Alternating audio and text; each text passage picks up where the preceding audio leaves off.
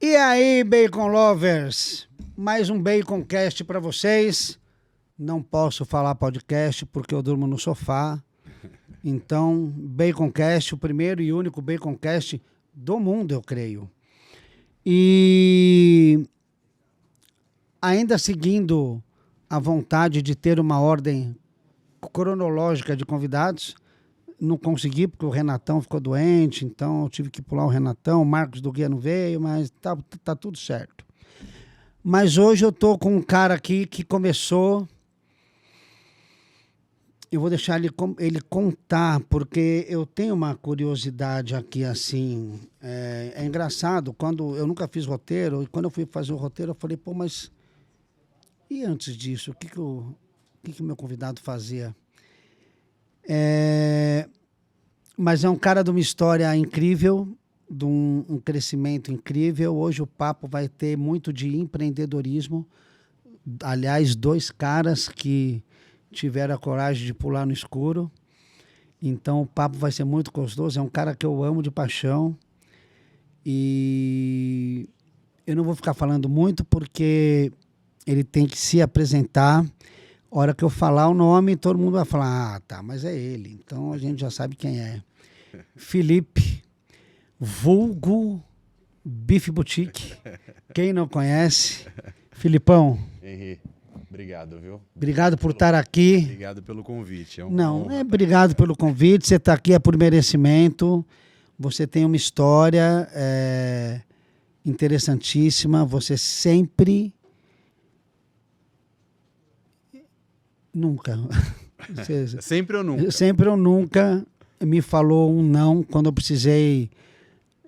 Eu não estou falando de produto, eu estou falando de dica, estou falando de ajuda, estou falando de bate-papo, estou falando de benchmark, estou falando de um monte de coisa. O Felipe é um cara que tem um coração enorme e a FA deve muito a tudo isso pelas dicas que ele deu aqui para nós. Então, Filipão, seja muito bem-vindo. Obrigado, Henri. Obrigado. Eu fico lisonjeado em saber que eu dei dica para FA. Eu acho que foi muito ao contrário. Não, foi recíproco. A gente cresceu junto, a gente errou junto, você não era exatamente deste ramo qual você é agora, e eu era de outro ramo completamente assim diferente. Então, eu queria que você me contasse do Felipe antes da Bife Boutique. Claro. Porque eu acho que essa parte eu não sei, porque eu te conheci na Bife Boutique. É verdade. É verdade. Eu comecei a trabalhar no Bradesco em 2002.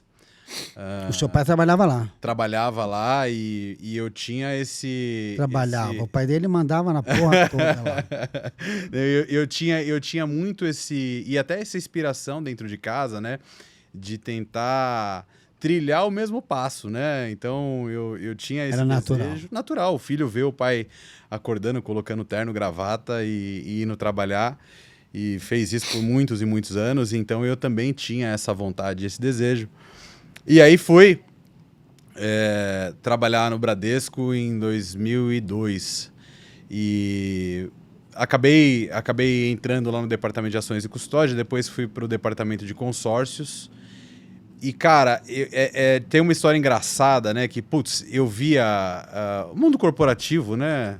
Nada... não engana ninguém, né? Aqueles protocolos e algumas coisas. E você, novo ali, cheio de ideias, questionando processos e questionando uma série de coisas. É normal a gente questionar. Você fala, cara... Ainda mais, você tinha quantos anos? Tinha 18. Você questiona até a sua sexualidade, por exemplo. E era engraçado, né? Porque você... Isso não. Essa parte não. Essa parte já era bem resolvida. Mas, na verdade, você via aquele monte de papel, aquele monte de documento, e aí grampia esse com esse, colocava numa caixa, você olhava e falava assim, cara, sabe quando alguém vai procurar essa caixa para achar esse papel? E aí, você... Não, mas aí é ordens da diretoria, é ordens do gerente... Bom, tudo bem, você ficava um pouco impressionado nas limitações, mas é natural não de um banco, é natural do mundo corporativo como um todo, né? E aí eu acho que quando você se coloca do lado de lá da mesa, né, como empreendedor, empresário, e você cria alguns processos, nem sempre o funcionário entende o porquê, mas você sabe o porquê você está pedindo aquilo, e é natural que seja assim. E aí, eu sempre tive uma ligação muito grande ali com o interior, né? Eu sempre gostei muito de sítio, de fazenda. Mas o seu pai tinha fazenda? Não, minha mãe tinha. Eles eram divorciados e minha mãe tinha. Tá. E eu sempre fui muito ligado ao campo. Eu passava férias no sítio com meus avós, assim. Eu tinha 13, 14 anos, então ouvindo moda de viola e pescando. Fazia muito isso, gostava muito disso. E aí, eu me lembro que várias vezes eu estava entrando para trabalhar e às vezes o pessoal estava cortando a grama. E sabe cheiro de grama cortada? E eu falava, puta, eu gosto disso, cara. Eu gosto dessa coisa de campo, de interior e tal. E eu tinha alguns amigos na época que faziam agronomia, mas era em Ribeirão Preto, né? Porque a gente tinha uma rede de amigos no interior. E alguns faziam agronomia, e aí, puta, eu comecei a me interessar por isso, e falei, cara, agora eu com 20 anos, aí 2 anos passados, eu tenho agora o tempo para tentar mudar de rumo, porque senão vai ficar muito tarde. E aí acabei indo fazer agronomia. A família dava condições? Tinha condições, mas era assim, né? O meu pai sempre foi um cara muito firme, e muito pé no chão, então assim, era tudo sempre muito controlado, né? Nunca tive muita regalia, assim como alguns que eu conheci também na época, e algumas pessoas que eu conheci que tinham uma condição até inferior ou semelhante, porque o meu pai sempre foi muito... me colocava sempre muito no trilho, no sentido de, olha, cuidado, as coisas não são de graça, né? O dinheiro não dá em árvore, aquela coisa toda sempre foi muito generoso, mas sempre foi muito controlado. Então, assim, olha, se você quiser, eu consigo fazer isso, mas com algumas condições. E aí eu fui fazer agronomia e fiz 3 anos e pouco de agronomia. Essa eu já não sabia. E aí, o que acontecia? Aí eu tinha um contraponto, né? Que era o seguinte, beleza, você estuda, porque aí a agronomia você tinha uma faculdade em período integral, mas você tinha o outro lado, você não faz mais porra nenhuma para falar o português, claro, porque você tem uma faculdade em período integral. E aí, lá, fazendo faculdade, eu falei pro meu pai, puta, eu preciso abrir alguma coisa, cara, aqui em Ribeirão Preto mesmo, para eu poder ter uma segunda atividade já pensando em ser rentável. Porque senão eu não vou produzir nada até eu finalizar essa faculdade, fazer o estágio que é necessário e conseguir um primeiro emprego. Eu vou ainda anos caminhando aqui e eu sair daquela vida de ver... de quem vive numa metrópole ali, pessoas acordando cedo, saindo para trabalhar e voltando à noite, então você se depara com uma vida um pouco mais calma e diferente, então é meio que um choque de realidade, e foi mesmo. E aí abri uma oficina mecânica, com alguns amigos que eu tinha aqui em São Paulo, que eu sempre gostei de carro, na minha adolescência, ali nos meus 18 para frente, eu sempre gostei muito de mexer, eu vivia em oficina de carro e tal. Outra coisa que eu não sabia. E eu tinha alguns amigos que mexiam com carro, a gente era do mesmo grupo, da mesma turma. E eles falaram, cara, vamos aí, a gente topa ir lá para Ribeirão Preto, abrir uma oficina, levar um pouco do conhecimento que a gente tem aqui em São Paulo, né, para lá. Fizemos isso por um período curto, acho que foi 1 ano ou algo parecido com esse período, mas... obviamente, a gente não tinha nenhum entendimento, nenhum conhecimento de gestão, nenhum conhecimento de nada. A gente não sabia cobrar, não sabia fazer uma série de coisas. Era muito mais a vontade do que a expertise, né? Tá. E aí, bom, cara, não deu certo. Eu falei, cara, quer saber? Eu vou desistir disso aqui. Eu vou voltar para o mercado de trabalho e vou... Pensou em voltar para o banco? Vou voltar para São Paulo. Não, vou voltar para São Paulo. Eu nem pensei em voltar para o banco. Falei, cara, eu vou voltar para São Paulo e vou mandar currículo, cara, que eu sei fazer. Então, vamos lá. E aí... Peraí. Manda. Ou eu presto atenção aqui no podcast ou na conversa de vocês. Mas tá bom o papo aí, não? Se tiver bom papo, 160. Fica tranquilo. Porque Geleia fala baixo, Lucas fala baixo. Vamos continuando, vamos lá. E aí? E aí, bom, aí eu fui, eu vim para São Paulo, comecei a mandar currículo e falei, bom, eu acho que para ter alguma coisa um pouco mais dinâmica, eu quero trabalhar na área comercial, né? A área comercial é aquela coisa de estar junto com o cliente, rua, venda, meta. E aí, eu, como já tinha experiência do banco, eu consegui entrar na Cielo na época. Eu era assessor de relacionamento ali na Cielo, eu cuidava ali de alguns estabelecimentos na Zona Norte e, putz, visitei muita gente, né? Então, desde o pessoal do Andorinha, que era aquele mercado ali na Zona Ainda tá lá, tá lá, gigantesco. Só que quando eu entrei na Cielo, é engraçado, né? E você entrava ali para fazer a... Logo que você entrava na filial ali, que a filial nossa era Norte, os caras me colocaram para fazer Parada de Taipas, Brasilândia... Um lugar gostoso. Não, toda aquela região ali que eu não conhecia na época, né? E aí comecei a bater lá, cara. Comecei a andar de carro, conversar com o dono do estabelecimento. Ao mesmo tempo eu fazia ali a região do Frangó, aquela região do Jardim... como é que chama aquela ponte lá, cara? A ponte da freguesia, e a Edgar Facó. Tá. E atendia toda aquela galera ali. E aí eu comecei a conversar com bastante dono de estabelecimento, cara. E, puta, comecei a gostar do que eu via. E aí a gente fazia um ranking ali, porque a gente tinha que fazer apresentação de gestão diária na época. E você tinha que mostrar, assim, dentro da sua área... quais eram os estabelecimentos que estavam performando mais ou menos e qual era o ranking. A gente acha que é simples, que é só ir lá e pôr uma maquininha. Não, você olhava lá e falava assim, cara, então tá bom, quem vende mais, quem fatura mais, e eu sempre olhava que o varejo alimentício era o número 1 em tudo, né? Então, assim, o varejo alimentício sempre foi mais promissor, e eu me lembro que na época da agronomia, um dos maiores assuntos que a gente tinha ali e discutia era a parte da pecuária e do melhoramento genético, né, de carne. Então eu sempre gostei muito dessa área. E aí surgiu... eu tinha uma dificuldade grande dentro do meu bairro ali de achar carne de qualidade. E eu falava, puta, eu preciso encontrar alguma coisa de qualidade e eu precisava ir para o Saint Marché... ou no Pão de Açúcar. E aí, quando se falava em carne de qualidade, você tava falando assim, você encontrava picanha Bassi, na época... tava Véssel, VPJ. com certeza, VPJ. Então era isso que você encontrava ali. E aí você falava, puta, mas beleza, o que eu como no restaurante, eu não acho para vender. Você não achava ancho, você não achava muito chorizo, você achava contra filé, mas era mais difícil você achar esses cortes, e quando eu achava era geralmente corte uruguaio ou argentino. E aí surgiu um ponto comercial ali, eu olhei e falei, cara, putz, acho que dá para abrir alguma coisa nesse ponto comercial aqui, alguma coisa diferente. Ali aonde? Na Vila São Francisco. Vila São Ali Francisco. onde é a Bife Boutique hoje.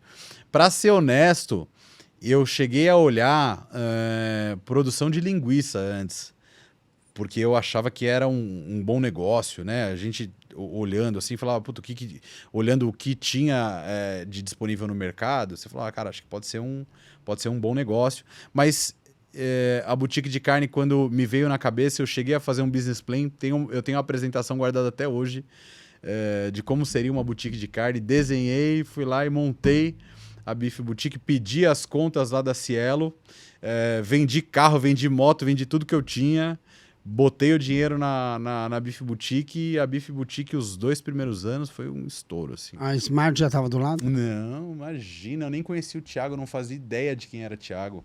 Para você ter ideia, a Bife Boutique foi... O CNPJ eu abri no final de 2010, a Bife Boutique foi inaugurada no começo de 2012, então... Caçamba! Porque você vai obra, né? Você conhece obra? Conhece obra? Já ouvi falar.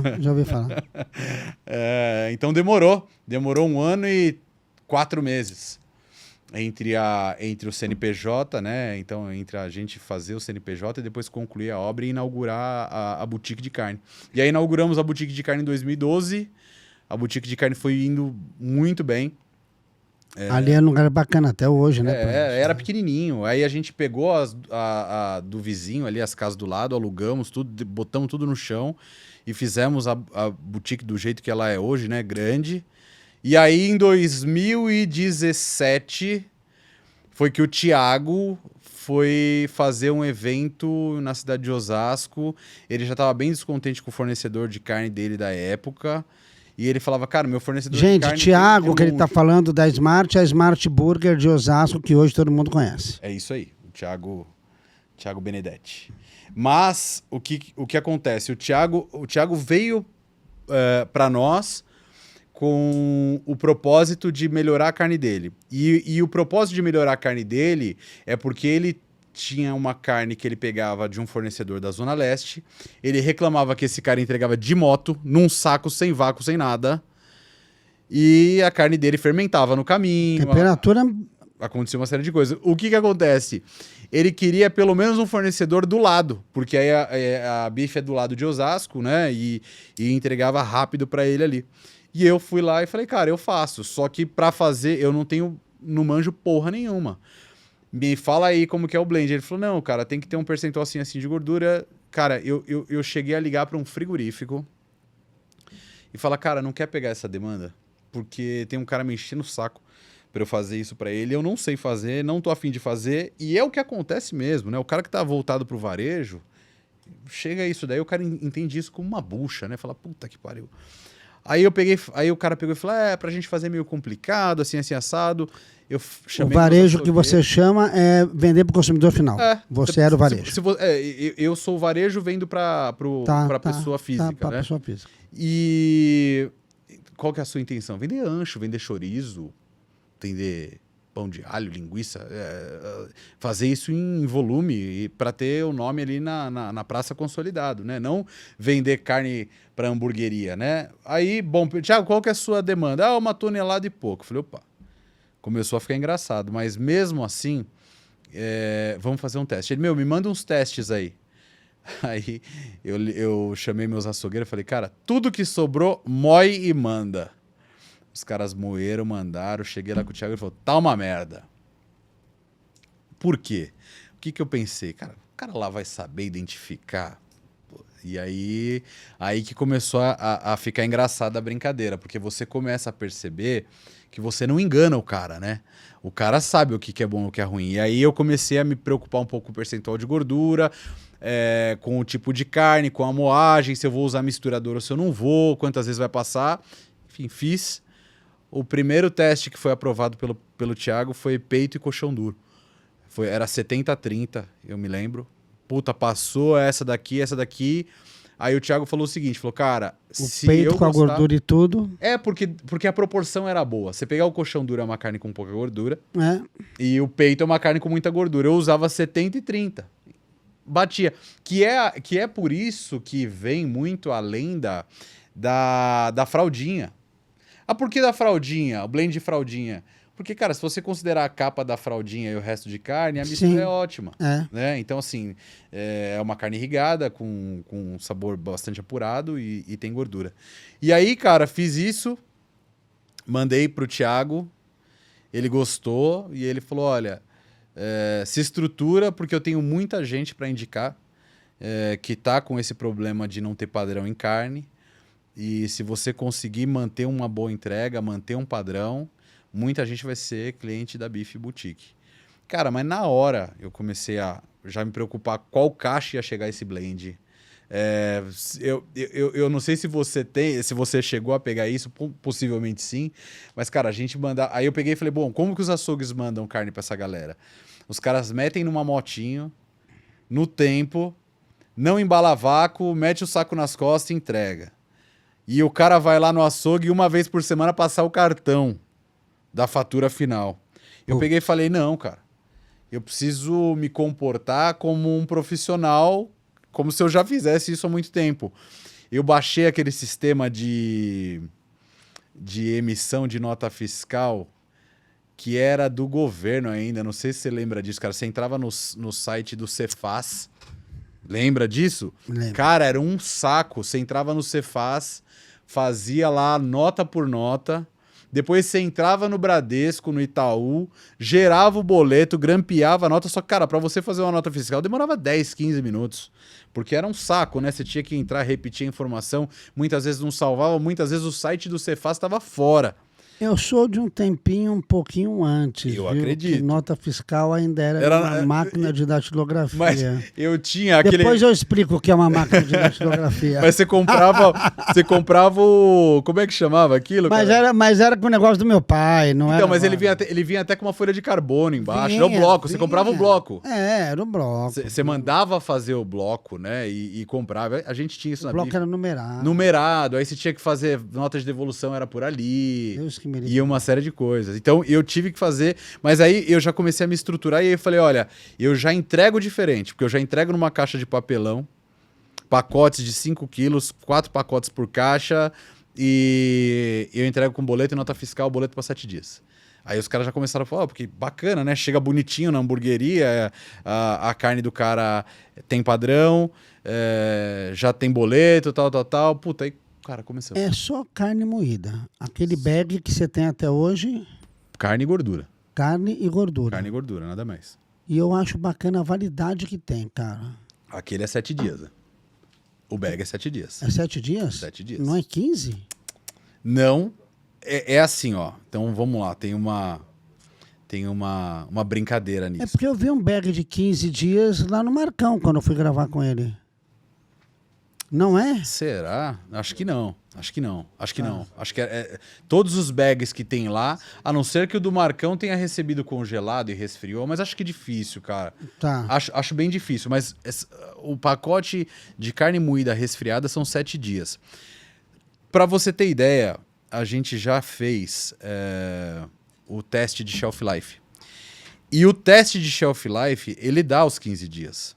Ah, tá. O teste de shelf life dá os 15 dias. Só que o teste de shelf life dá os 15 dias de 0 a 4 graus, que é a orientação que está na nossa etiqueta. Entretanto, você conhece tanto quanto eu hambúrguer e hamburgueria. Será que o cara tem temperatura? Hambúrguer, transportador e hamburgueria. Então, e aí é o seguinte, né? Dos 3, 2 estão na nossa mão. Que é a carne e o frete refrigerado. Só que quando você entra na hamburgueria, geralmente a geladeira que ele armazena a carne é a geladeira que ele armazena o queijo, o alface. Abre e fecha, abre e fecha, vai a 10 graus. O que a gente fez? Mesmo tendo um shelf life maior, validado por teste microbiológico, a gente sempre mantém um shelf life de 7 dias, que é justamente para ter garantia do produto. Então, assim... Eu tenho um produto que pode ser até 6 meses e eu vendo com 4. Melhor. É melhor. Você tira o aborrecimento, né? E aí, feito isso, bom, a BIF começou a distribuir carne para as hamburguerias aí em São Paulo. O espaço da boutique de carne ficou muito pequeno. A gente acabou indo para um espaço que a gente alugou ali em Osasco. Às pressas, eu aluguei um galpão ali em Osasco, montei umas câmaras lá, uma sala de manipulação improvisada ali. Falei, cara, a gente precisa separar as operações. O que é loja, mantém loja. E o que é distribuição para hamburgueria, faz separado. Apartei os CNPJs. Ó. Então isso para mim foi um divisor de águas, porque assim, o que é rentável? A loja ou a distribuição de blend? E ajuda no faturamento também, né? Só que aí você não sabia. Eu tendo as duas operações, você começava a olhar e falar, o caixa tá bom. Mas o caixa tá bom porque o giro é bom, o caixa tá bom porque a rentabilidade é boa, ou o caixa tá bom porque ajuda o outro, enquanto o outro tá mal. E aí eu falei, cara, na boa, aparta as operações. Na hora que apartou a operação, a loja, pum. Aí você fala, bom, beleza, então a loja estava alavancada na produção de carne para hamburgueria. Para hamburgueria. E aí o que você faz? Você fala, bom, foi ótimo ter apartado. Que ano foi isso? Que a gente apartou foi 2020. 2020 a gente apartou. Falou, cara, a partir de agora, pandemia. Loja para um lado.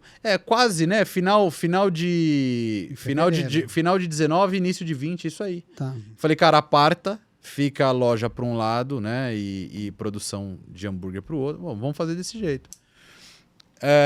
Eu vi uma loja cair. Eu falei, puta que pariu, a loja caiu. Então eu já identifiquei uma deficiência ali. Porque nessa época, né, Henry, você sabe bem como são as coisas. Cara, você ainda tá engatinhando, né? Você não tem como ter um financeiro. Você ainda não tem como ter uma área fiscal correta. Você não tem como fazer todos os lançamentos. Pô, você tem que assoviar e chupar cana, né? Tava aqui, ó, quais foram os piores desafios nesse ponto de inflexão aí. E eu falei, puta, meu, e agora, né? Pra onde que nós vamos? Aí eu falei, bom, então se a gente tem uma deficiência na loja, vamos cuidar. Preciso de uma gestão melhor na loja. E eu já sei que essa operação de hambúrguer, que na verdade não era hambúrguer, né? Era carne para hambúrguer, né? Era blend, né? Só a bag. E aí vamos acelerar aqui e tentar profissionalizar ainda mais aqui. Então, começamos a instalar sistema de ERP, porque daí o sistema de ERP já te dá uma visão um pouco mais macro do negócio, já te facilita na emissão de boleto, já te facilita a emissão de nota fiscal, você já consegue enxergar estoque. Entrada, saída. Isso. E aí fiz lá um sistema de frente de caixa melhor para a loja, para poder equilibrar e não ter que ficar socorrendo a loja, né?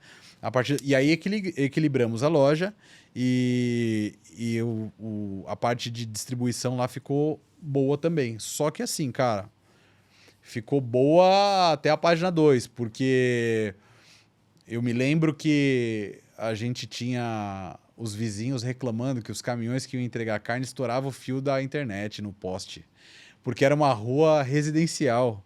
Então você fala, puta, eu já tô com um problema. Primeiro, o caminhão, a rua estreita para esse tipo de caminhão. Segundo, chamei o Rock. Rock, me ajuda. Eu preciso tirar o CISP e o CISB, cara. O Rock foi lá, olhou, falou, ih, cara... Não tinha CISB. Aqui, lá não tinha CISB, né? Mas tinha o CISP, que a gente não tinha. Que era o que eu tinha. Que eu tentei até o SIM, mas não existia, né? Na capital, aqui região metropolitana, não tem SIM, né? Não tinha, pelo menos, eu não conheço nenhum. Acho que não tem. CISP, vai pro estado. Eu peguei e falei, puta, e agora, cara? Rock, como que eu faço? Ele pegou e falou, cara, não tem muito o que fazer. Eu falei, só que tá acontecendo o seguinte, eu tô mandando muita carne para muita hamburgueria, eu tô sendo conhecido nesse mercado. Vai dar ruim. E eu sou um castelo de areia, cara. Por que você é um castelo de areia? Porque é o seguinte, no final, você é um açougue produzindo essa montanha de tonelada de carne. E aí eu peguei e falei, puta, e agora, cara? Ele falou, meu, calma, vamos dar uma olhada em algumas coisas. Aí ele falou, meu, tem um cara vendendo um frigorífico ali no Taboão da Serra. É o Emerson, assim assado. Cara, ele desistiu da operação aí por um dissabor aí, enfim, não sei o que lá, mas o frigorífico tá novinho. Vamos lá ver. Fui lá olhar. Frigorífico já tem CISP? Puta, já tem CISP, mas era para peixe. Cheguei lá, olhei e falei, cara, isso é um sonho. Eu nem imaginava, né? Bloqueio sanitário daqui. Você sabe, né? Você olha, para quem vem de uma operação amadora, igual você veio, igual eu vim, você entra numa planta com CISP, você fala, você começa até a repensar, falar, cara, como é que alguém produz sem ser nesse tipo de ambiente, né? Porque fica totalmente diferente, né? E aí eu peguei e falei, bom, como que faz?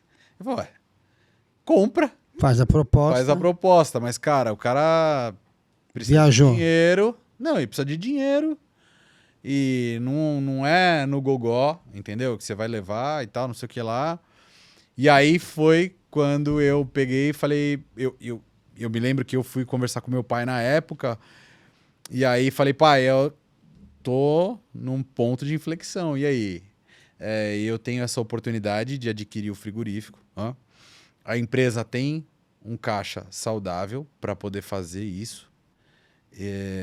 Mas eu não sei qual é o melhor jeito de fazer isso.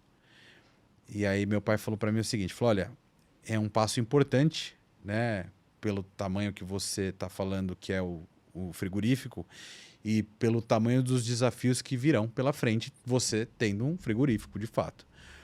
Eu acho que você precisa de ajuda no sentido de ter mais gente como dono te apoiando nisso, porque você vai dividir os louros, mas divide o risco, e não é só dividir o risco por responsabilizar outra pessoa, mas é dividir o risco por ter empenho dos dois lados. Então, assim, quando você se compromete em entrar de sócio com alguém...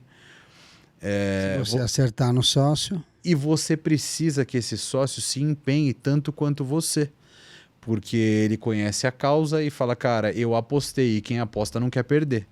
Então, fica muito mais fácil você ter nesse momento uma sociedade do que você simplesmente contratar um diretor e pagar caro.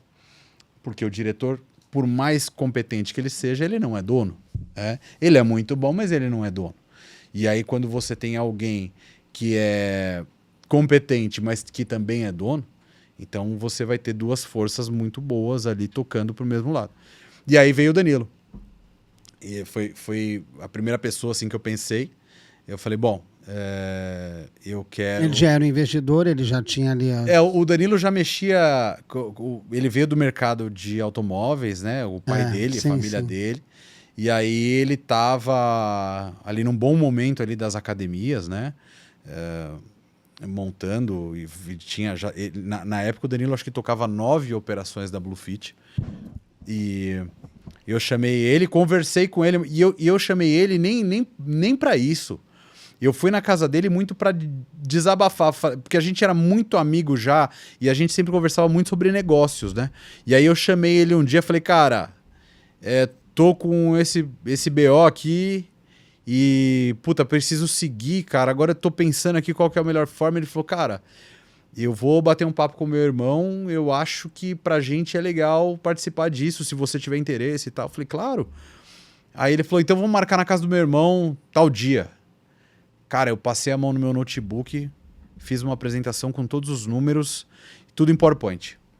E aí mostrei da onde a gente veio, onde a gente estava, e já mostrei o caminho da onde a gente queria chegar. Falei, a gente quer passar por isso, isso, isso, obtendo esse selo a gente pode fazer isso, se a gente conseguir pleitear o CISB a gente consegue fazer isso, a gente vai ter que sair um pouco só do blend e entrar para o burger moldado, o mercado é esse, a gente vai fazer assim, assim, assim. Puta, levei para eles... A apresentação, eles falaram, cara, animal. Vou fazer o estudo de viabilidade financeira da nossa parte e vamos tentar tocar. E aí fizeram esse estudo, a gente chamou o Emerson lá do frigorífico, conversamos com o Emerson e aí fizemos um fluxo de pagamento e, cara, mandamos bala. E vai. E aí fomos. Aí, puta, eu me lembro que demorou muito ainda, porque... A planta do Emerson era uma planta de peixe. Aí tem que transformar. Tem que transformar, e aí você acha que é 3 meses e não é, você sabe bem. Lembro que a gente comprou uma VMAG. A primeira VMAG nossa a gente comprou logo de saída, assim, sem vender nenhum hambúrguer moldado. Né? E... Como é que você está comprando uma máquina de milhões aí, né? Sem ter um hambúrguer? Eu falei, cara, mas... Mas já era uma VMAG gigante assim? Era uma VMAG. A gente tinha Seleto, mas a gente tinha Seleto que a gente usava muito mais para loja, né? Aí eu peguei e falei, cara, é o seguinte... Aquela pequenininha. É a pequenininha. Mas eu falei para os caras, cara, ó, se a gente não tiver uma VMAG, não adianta anunciar que tem hambúrguer moldado. Porque eu não vou entregar para o cara um produto amador. Posso moldar rapidinho, mas não vou entregar isso para o cara. Então eu acho que a gente tem que ter uma... mas vamos botar o dinheiro antes. É sempre a mesma dúvida. Primeiro você investe ou primeiro você procura o cliente? E aí? Você faz o quê? E aí? É que vocês já eram conhecidos, né? Os clientes você já tinham. Tinha, mas não tinha aquele produto. Né? A gente era conhecido pelo blend. A gente não era conhecido pelo hambúrguer moldado. O hambúrguer moldado tinha um preconceito gigante no mercado. Porque hambúrguer moldado perdia textura, hambúrguer moldado perdia o sabor, hambúrguer moldado não dava ponto... Hambúrguer moldado soltava água. Era uma das perguntas aqui. O que a gente descobriu? Que o problema não é o hambúrguer moldado. O problema é a forma que se faz o hambúrguer moldado. Quando você bota um bloco de carne num quebrador de bloco Que ele vira uma pasta. Ele vira uma pasta e você moe ele e molda, você vai ter uma textura totalmente diferente. Agora, o grande teste, a grande brincadeira era o seguinte, cara, pega o seu blend, molda ele da mesma maneira que você moldaria para fazer um hambúrguer, congela ele. Depois descongela ele na geladeira e faz. Vê se... Não, continua ótimo. Então o processo de congelamento não é o problema. O problema é quem faz, como faz. E aí a gente tinha uma outra questão. A grande indústria faz, na sua maioria, para o varejo. O consumidor de varejo, ele tem um paladar totalmente diferente do consumidor do food, que é o dono do restaurante, que é super exigente.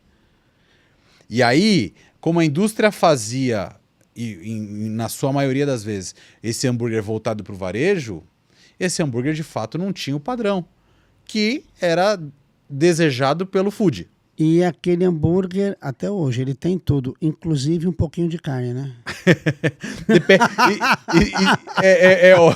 É óbvio que depende, né, da indústria e do fornecedor, mas é bem isso.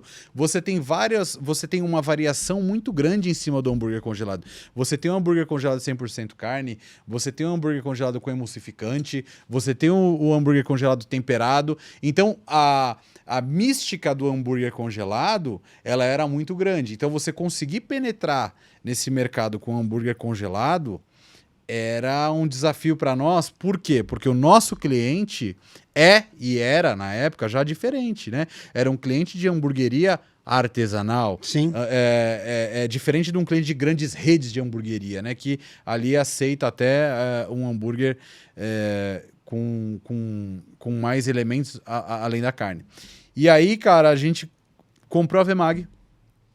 Eu me lembro disso, comprou a Vemag, botou a Vemag para funcionar. Curiosidade. O Júnior da Jones tinha... Curiosidade, valor. Na época, nós pagamos 1.250.000 na Vemag. 1 milhão... Só que é assim, né? É 1.250.000 na máquina. Você tem que startar a máquina. Você sabe que você vai brincando, né, com esse valor. Porque daí é o seguinte, a sua elétrica é diferente, você precisa comprar uma peça que adapta alguma coisa. Então, a tabela era essa, era 1.250, sei lá, isso a gente comprou em 2022 sem fazer nenhum hambúrguer. Nós compramos uma outra agora, em dezembro. Nós compramos a segunda Vemag agora para a segunda parte da ampliação do frigorífico. Mas na época não tinha um quilo de hambúrguer moldado. E aí a gente comprou a Vemag, o Júnior da Jones foi fazer uma consultoria pro Habib's e falou, cara, vocês podem usar hambúrguer e eu atesto, mas, cara, queria que provasse Beef Boutique, porque é o hambúrguer que eu uso na minha hamburgueria e gosto muito. Beleza, 6 toneladas de hambúrguer moldado. E se não tem a Vemag? Então você fala, cara, é assim, é sorte? Pode ser. Eu falo que a gente tem três fatores aí, né? Que compõem a nossa jornada, né? O Habib's compra só 6 toneladas? Não, aí a gente depois parou de fornecer para eles, era um projeto piloto, na verdade, né? Tá. Esse projeto do Habib's, né? Era um projeto que o Júnior estava encabeçando. Do Jones, né? Mas não é isso, é que o Habib's estava fazendo um projeto que era até a composição do Beirute com hambúrguer. Aí, você lembra que tinha batatinha frita, eles estavam começando Eles a me chamaram lá nessa época. Eu não sei se isso perpetuou, se continua esse projeto, mas na época do piloto, a gente que encabeçou isso lá junto com eles, né? E realmente fizeram um teste cego com várias marcas e aí o nosso passou disparado lá, mas enfim. Eu sempre falo, Henry, que é engraçado, né? A gente é pautado em alguns pilares, né? Eu considero 3 os mais importantes, né? Necessidade, competência e um pouco de sorte. Né? Então, a necessidade te faz se mexer, né? A competência diz se você vai conseguir ou não. E o fator sorte é fundamental, né? Eu acho que a gente não pode ignorar e dizer que é 100%, né, mérito nosso. Não, eu acho que não. Eu acho que isso é necessário levar em consideração. Mas a gente acaba entrando num mercado sem invadir muito o espaço dos gigantes que já habitavam aí o mundo do hambúrguer congelado, porque a gente meio que achou ali um nicho que ele era de ninguém. Felipe... E algumas hamburguerias migraram do blend para o congelado pela praticidade. Hoje você vende qual mais? Nossa última reunião... blend? Então, nossa última reunião da área comercial deu 47% blend, 53% hambúrguer já. Tá empatado. Mas já era um desafio passar, porque a gente chegou aonde a gente chegou com o blend. E você já imagina que hoje o hambúrguer congelado já ultrapassa o blend? Eu fui chamado num grupo em Santa Catarina para falar de bacon granulado. Uhum. E aí acabei conhecendo o grupo todo tal, e achei... E o cara quis me mostrar... Chefe de cozinha que eu já conheço, trabalhou com a Tala há 8 anos, viajou 70 países com a Tala. Negócio. E aí a hora que ele falou da operação dele em 5 casas, e eu fui daqui para lá, para levar um bacon granulado, eu falei, porra, eu tô indo, mas o cara errou no número. 450 mil burgers mês não existe. Uhum. E era. 450 mil burgers. Mês. Eu falei, pô... Aí eu comecei a fazer uma conta assim. Imaginei quanto o Jones compra, sei quanto outros compram, que são clientes meus. Eu falei 67 toneladas de carne por mês. Para 400 mil burgers a 150 gramas. Uhum. Eu falei, cara, esse mercado é infinito. É infinito. É infinito. Eu acho que sim. Eu acho que esse mercado é um mercado que ainda vai crescer muito, e a gente sabe disso, porque a gente começou junto lá em 2018, né? 2017, 2018. Era outra pergunta. Engraçado que o povo está adivinhando minhas perguntas. Assim, se você acha que esse mercado ele saturou, está saturando... Cara, é só você olhar a curva de quando a gente começou para agora. Não tem saturação. E eu acho que ainda está longe de saturação, né? Eu tenho medo desses caras que ficam abrindo a mesma... o mesmo do mesmo sempre, sabe? Eu tenho medo. Mas existe uma outra maneira que eu enxergo. O consumo de hambúrguer, ele não vai parar. E você vai em evento... E o Brasil só começou, né? Vai em evento. Cara, a barraca do hambúrguer é sempre uma das maiores filas. Geleia sabe exatamente o que é isso. Você pega churrascada, bárbaros... Hambúrguer é hambúrguer. Hambúrguer é hambúrguer, cara. Não tem conversa. Ah, mas tem Wagyu. Eu faço muito... a gente manda muito hambúrguer pro Fernandinho, da Churras 366. Puta, pergunta pro Fernandinho. Ele fala, cara, é loucura. Então o hambúrguer, ele é quase um canibal dentro dos eventos. Entretanto, quando você olha dentro do iFood... Quem é também? É o hambúrguer, tá? Então, beleza, você tem pizza, você tem japonês. Hambúrguer ganha de pizza? Eu não sei, eu não sei essa informação, mas se não ganha, tá bem próximo. Quando eu converso com as pessoas, cara, de molecada a gente mais velha, o hambúrguer é unanimidade se você fizer uma votação do que vamos comer hoje, tá? Então, assim... O que pode acontecer, no meu modo de enxergar, é o seguinte: algumas hamburguerias morrem. Só que a que está mais preparada pega o cliente daquele cara e começa a vender mais. Então, o share se mantém. E você não perde para outro segmento, você perde para dentro do próprio segmento. Então, é uma morrendo e uma absorvendo o cliente daquela que morreu. Então, não necessariamente você tem uma queda de demanda. Você pode ter Não é porque aquela hamburgueria fechou que aquele público vai morrer. Não, você só transfere. Ele vai morrer, ele vai migrar para outro lugar. É um negócio que eu participo também, que é um negócio de academias, que é mais ou menos isso também. Você olha e fala assim, cara, tem tem muita academia. As de bairro vão morrendo porque as de rede estão crescendo. Você vai lá, você paga hoje 100 e pouco numa Bluefit com ar-condicionado, um puta de um vestiário, uns equipamentos de primeiríssima qualidade, é natural que a do bairro se prejudique em relação a isso. Tá? Eu não sei porque eu frequento aquela de 18 mil a mensalidade, então eu não sei. Eu não sei dessa daí. É que a alta sociedade é diferente. É diferente, eu penso um pouquinho diferente. Mas, Henry, então eu acho que esse número ainda cresce muito.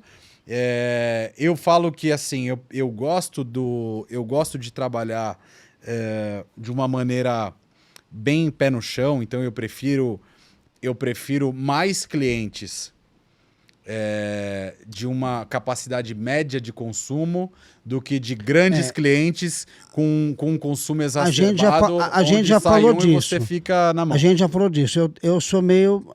Você já me conhece acho que há 7 anos. Eu sou da carne de porco. Sim. Né? Eu tenho um sonho. Eu tenho alguns sonhos. O primeiro é implantar a cultura do hambúrguer suíno no Brasil, que não pega. E hot dog, que não pega. É verdade, diferente dos Estados Unidos. E o de linguiça. Sim, sim. Então eu tenho esse sonho de implantar. Nós já falamos até nisso, até nessa parceria, até sim, você fazer para mim. A gente falando isso tudo. Verdade. Eu tenho esse sonho. E eu vou atrás desse sonho, Felipe. Eu já fiz uma vez. Sim. Não deu errado, mas eu estava pequeno ainda, eu estava num outro momento. Mas eu vou atrás desse sonho de... eu estou mexendo em blends já de porco para... Super legal. Eu sou um grande apreciador, né? Eu sou suspeito. E aí eu postei assim outro dia, hambúrguer de porco é melhor que de carne, mas eles não estão preparados para essa conversa ainda. Mas dá aquela você não gosta de polêmica. Aí que você dá aquela espetadinha. Mas eu acho que é isso, é falta de costume, né? Falta de cultura de consumo, né? Porque tem que comer bem passado, senão vai ter o bicho na cabeça, gente. Esses paradigmas, ainda bem que tem bastante influencer hoje, né? Que tá Acho que esse número já está sendo quebrado. Agora, falando um pouco do assunto que a gente estava iniciando lá de quando a gente começou, né? E a gente começou meio que numa época... É engraçado, né? Como as coisas foram fluindo e como você vê esse mercado expandindo. Esse mercado ele não regrediu, né? Esse mercado ele continua o que a gente Quando veio a pandemia, veio aquele boom, cresceu, eu lembro que a gente se reuniu, foi no Velho Burger, lembra? Você fez uma reunião. Eu fiz uma reunião, você estava lá. Tava. Aí veio aquele negócio, mas quando bateram na peneira, caiu um monte, sobrou uma... Mas é natural, né? A gente tem que estar preparado e bem estruturado, né? Financeiramente na empresa, né? Lá na questão de gestão, porque quando você começa a atender muita gente... O risco é dobrado, né?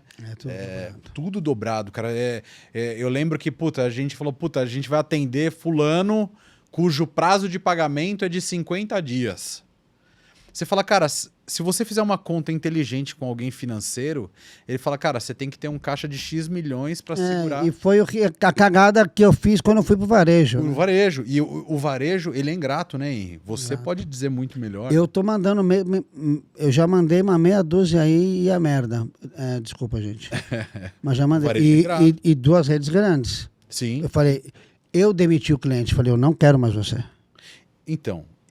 Você sabe que eu até em relação a isso é legal dizer que assim, o food é totalmente diferente do varejo, né? Primeiro que o food você conversa com o dono. E é o dono que olha no teu olho e decide se o seu produto é para ele ou não. Porque o varejo não é o dono do varejo que decide se o produto é para ele ou não. É o cliente se vai comprar ou não. Exato. Ele vai ter várias opções ali. Exatamente. Então no food a conversa é mais curta. E eu gosto dessa conversa um pouco mais curta, olho no olho. E aí eu acho que o food, ele também avalia muito mais a qualidade do que o varejo, né? Porque o varejo tem uma série de questões entre marketing, preço, né? Posicionamento em gôndola, que diferente do varejo, né? O varejo, do food, desculpa. O food não, o food é aquilo, cara, seu produto é uma merda, o seu produto é o melhor que eu já provei, e aí vamos negociar. Só para deixar... A gente fala com tanta naturalidade que acho que é óbvio, né? Tudo que a gente fala de varejo, gente, são as pessoas que compram para revender.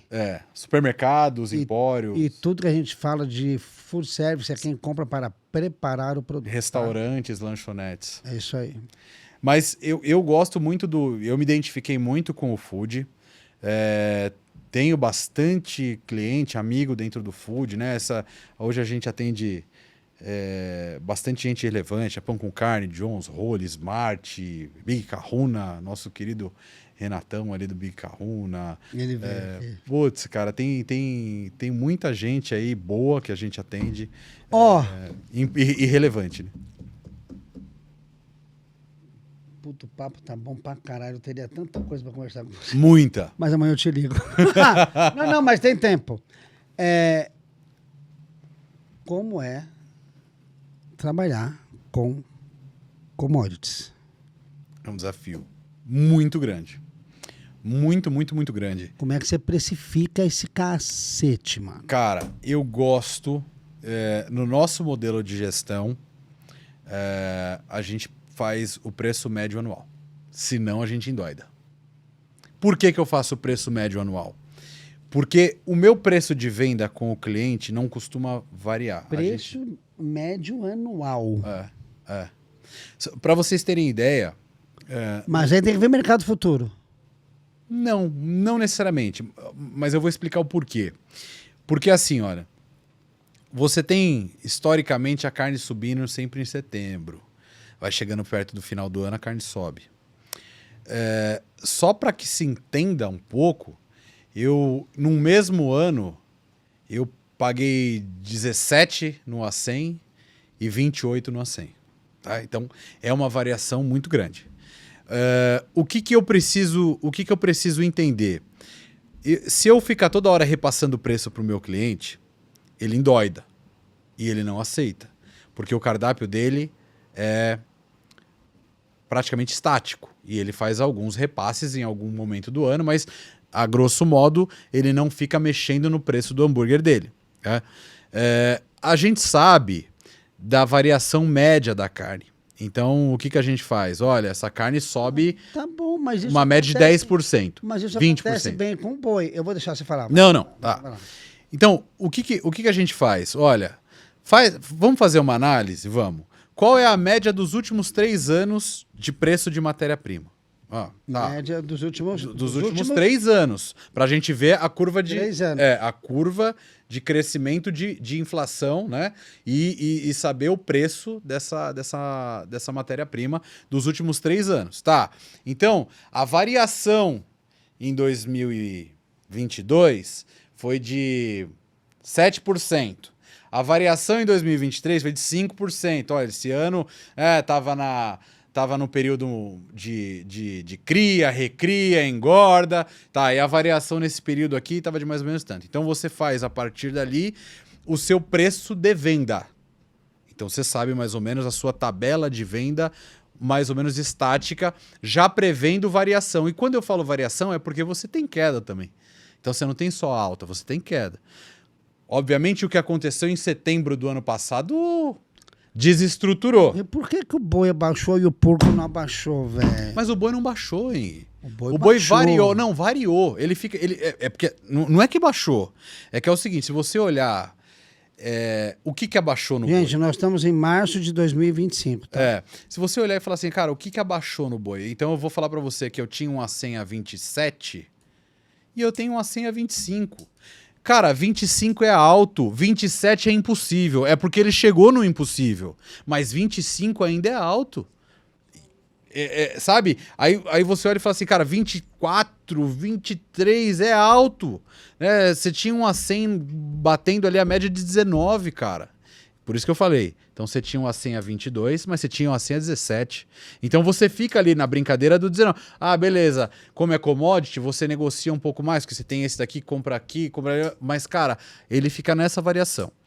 O que, que a gente faz? A gente olha e fala assim, cara, vamos saber. Se a gente sabe que a gente vendeu o ano inteiro nesse ticket médio, a gente tem que saber que o ticket médio de compra foi mais ou menos desse tamanho, porque daí a gente olha e fala, a margem do ano foi assim. Porque se a gente não trabalhar assim, Henry, imagina toda semana eu olhando e falando, fudeu, paguei 20 e tanto. Aumenta aí. Aumenta aí. Mas e na semana passada? Aí o cliente liga e fala, ó, o boi desabou. Não, mas tá bom, mas quando aumentou eu não repassei. Agora quando desabou, segura um pouco, porque eu mantenho a média do seu cardápio e te deixo tranquilo.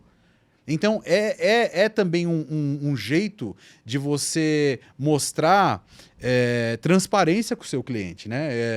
E ele acostuma com esse jeito de trabalhar. Tendo uma aula aqui, viu, gente? Não tá tendo aula, não. É só o nosso jeito, né? A nossa política de fazer negócio. Então, hoje, a gente preza muito por provisionar já o final do ano do 13º. Provisiona isso, provisiona aquilo, para a gente saber como a gente pode manter a nossa tabela de vendas, como a gente pode expandir o nosso negócio, se a gente consegue ou não fazer investimentos, se aguenta ou não uma expansão.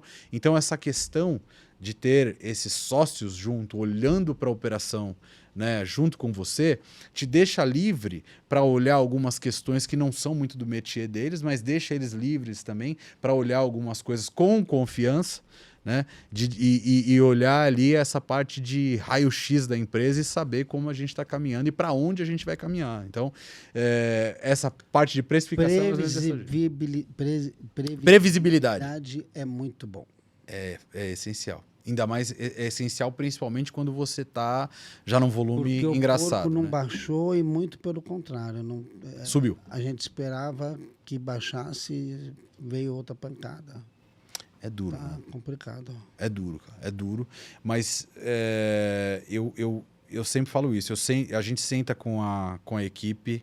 Agora nossas reuniões estão sendo mensais, elas eram um pouco mais contínuas, assim, elas tinham um pouco mais de frequência, eu estou fazendo agora mensal, mas na nossa reunião mensal, a gente já mostra todo o cenário da empresa para a maioria ali da área do board da empresa, principalmente a área comercial.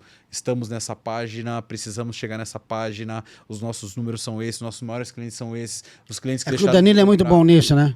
O Danilo é muito bom. Essa apresentação fui eu que fiz, no caso, pela apresentação da Cielo que eu contei lá no começo. Tá. Lembra que eu falava que eu tinha que fazer a área comercial e apresentar a área comercial, né? Então essa apresentação eu desenvolvi, mas o Danilo fica ali junto com a equipe dele, ali cuidando desses números, né?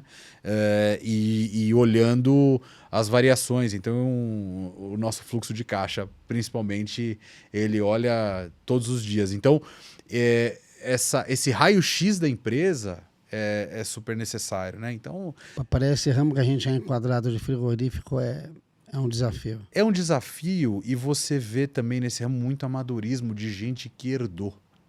Porque o cara herdou do vô, herdou do tio, ou gente que herdou que do olha pai. E fala assim, vou fazer porque é fácil. Se ele conseguiu, eu também consigo. Mas esse daí é até bom. Não é? Porque assim, te mostra o quão competente você é. Porque a chance de ser um voo de galinha é muito grande. É muito grande. Porque o negócio é complexo, né? E aí o cara pode até ir pra lá, mas quando ele volta. Puta, não dá mais pra sair daqui. É isso aí. Então, assim, a gente, óbvio, que nunca vai desejar o mal de ninguém. Eu sempre falo, cara, qualquer empreendedor, a gente que fez das tripas coração para sobreviver, olha o outro e sabe as noites de angústia, sabe as dores. Então você sempre se comove também com a história do outro, porque você fala, cara, já estive nessa situação. Então, por mais difícil que seja, você sempre se comove ao ver alguém, né, numa situação difícil. Entretanto, as pessoas não podem subestimar o seu negócio e achar que qualquer um faz, porque não é assim. Não é assim que funciona. Não é assim que funciona. Nem para hamburgueria, né? Que as pessoas, é só abrir uma E o Felipe fala com muita propriedade, porque ele tá em todas as pontas, né? Primeiro, já caminhando para o final, agradecer a galera que apoia a gente aqui, como sempre. Com certeza. André Clemente Bittericou está comigo desde a vida inteira, é um grande amigo. O Andrezinho da SG Facas te mandou um presente. Então, eu não gosto. Eu também quase não gosto. Eu também não. Putz, que legal. Então tem obrigado. Lado, tem você do outro lado. Olha, é a faca certa aí do outro lado, né? Não, eu tô mostrando o FA aqui. Ah, tá, não, e aqui mas tem... o Felipe. Olha só que legal. Obrigado, viu? E eu sempre falo da Kings Barbecue porque confiou na gente desde o início. O meu pitch, eles passaram, ainda passo por uma situação delicada e eu vou apoiar eles enquanto eu puder. Até ótimo. Porque o meu pitch é o número 4, então a gente gosta muito de respeitar. E quando eu falei que ele está em todas as pontas, vocês entraram também com os restaurantes. Então você sabe bem o que você está falando quando você fala em precificação, né? Sei. Temos a Bertaglia lá, né? Já vai dando os arroba aí pro pessoal já marcar. Bertaglia. Você sabe todo? Bife Boutique _ loja e Bife Boutique _ frigorífico. Mas eu tive uma grande expertise, né? Até uma necessidade de dizer isso, né? Que quem me ajudou muito e hoje é sócio parceiro é o Thiago. O Thiago da Smart tem muita responsabilidade nisso. É um cara que a entrada dele no mundo do hambúrguer é... Porra, o Thiago é um cara benquisto, né, nesse mundo. É um cara de um coração enorme. Eu respeito ele, não é pouco. Ele tem um apreço com todo mundo, ele responde todo mundo. E ele ajudou demais a Bife, tanto que hoje faz parte da Bife. Mas foi quem me abriu as portas para esse mundo com a própria necessidade. Você vê, né? Uma coisa inesperada, uma necessidade de um cliente se transformar um negócio. É verdade. E eu, da mesma forma que eu comecei na minha panelinha, por causa de uma doença, surgiu também outro negócio. Que coisa, né? Então a gente teria mais... E teremos mais horas para conversar. Mas a gente sempre conversa, viu, gente? Sempre. A gente sempre conversa. Quando chega uma mensagem fofo, eu já sei de quem é. E não vou deixar você ir embora. Antes de te dar um kitzinho FA. Nada que você já não conheça, você já conhece a... Eu não gosto, Henry. Pancada toda. Eu sei que você é vegetariano. Isso. Mas tem o kitzinho FA, tem o Negroninho. Olha só que show. Do nosso amigo André Clemente. Tem o patê de foie, patezinho de foie, os nossos embutidos da empresa nova, né, já com o nosso rótulo, salsicha, legal. E tal, e algumas linguiças aqui, acho que a calabresa e a toscaninha também, que são da empresa que a gente está que nós entramos aí o ano passado. Ótimo. Então, espero que você faça um bom proveito disso aqui. Faremos, com certeza. Felipe, você é um cara especial para mim. Obrigado, Henry. A recíproca é verdadeira. Eu respeito só você, eu respeito a sua história. E ainda temos assuntos para conversar, mas aí a gente... Desculpa aí, gente. Mas aí a gente conversa em outros momentos, porque a gente tem bastante assunto. Eu queria agradecer o convite.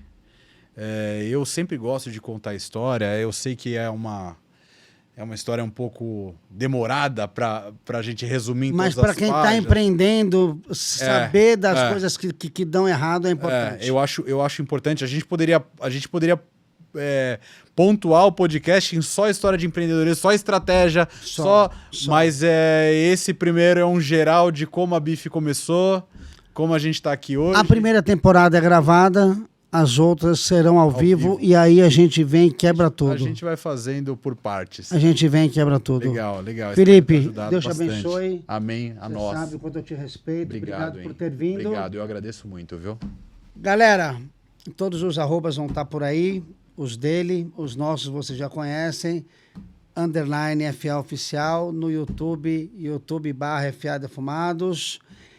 Se gostou, já compartilha, já segue, já salva, ativa as notificações. Boa. Até a próxima. Beijo para vocês. Fiquem com Deus. Obrigado. Até mais. Obrigado.